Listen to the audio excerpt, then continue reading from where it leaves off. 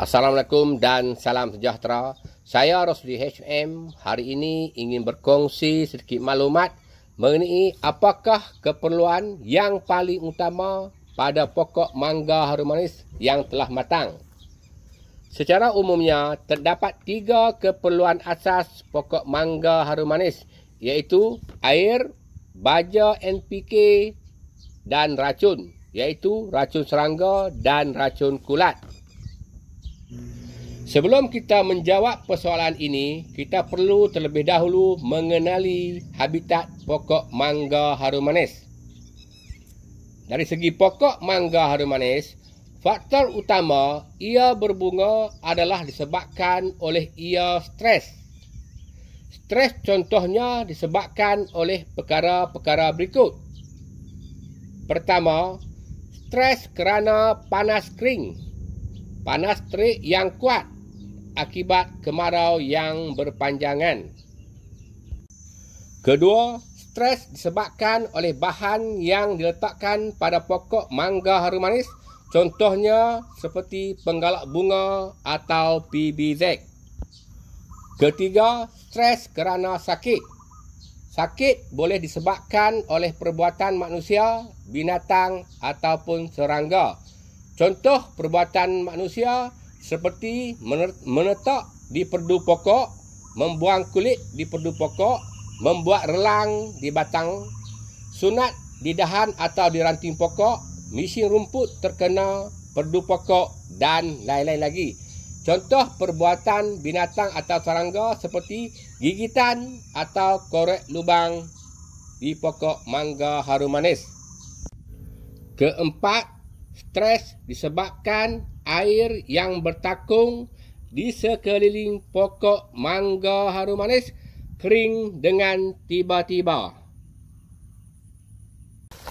Dari segi air pula, pokok mangga harum manis tidak memerlukan air sepanjang masa. Ia hanya memerlukan air setelah pokok itu berbunga kira-kira 70% dan juga di masa kemarau yang terlalu kuat. Sekiranya air disiram sebelum pokok mangga harum manis berbunga, pokok itu berkemungkinan sentiasa berpucuk dan tidak mahu berbunga. Berdasarkan kepada situasi ini, air bukanlah keperluan paling utama pada pokok mangga harum manis. Ia digunakan apabila perlu, siram bila perlu. Seterusnya, dari segi baja NPK, pokok mangga harum manis memerlukan baja NPK untuk membantu pokok hidup subur, berbunga dan buah yang berkualiti. Bagaimanapun, jika terlebih baja atau tersilap baja, pokok mangga harum manis akan sentiasa subur dan sentiasa berpucuk dan tidak mahu berbunga. Selain itu, terlebih baja atau tersilap baja juga boleh merosakkan buah mangga harum manis.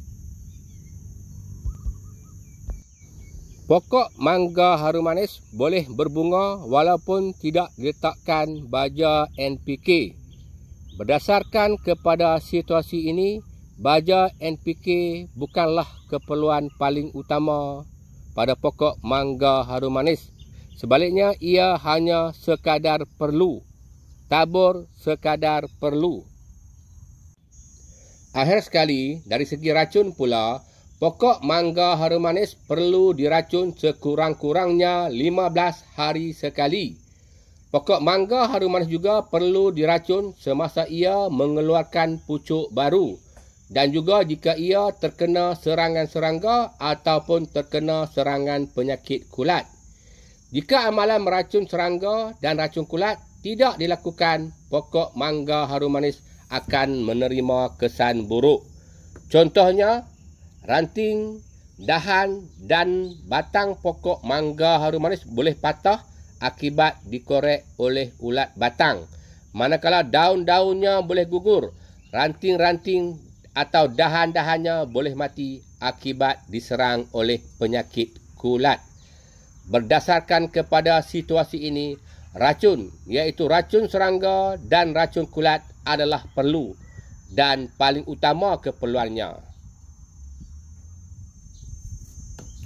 Berlandaskan kepada keputusan-keputusan ini adalah dirumuskan bahawa racun, iaitu racun serangga dan racun kulat, adalah keperluan paling utama pada pokok mangga harum manis yang telah matang berbanding dengan air dan baja NPK.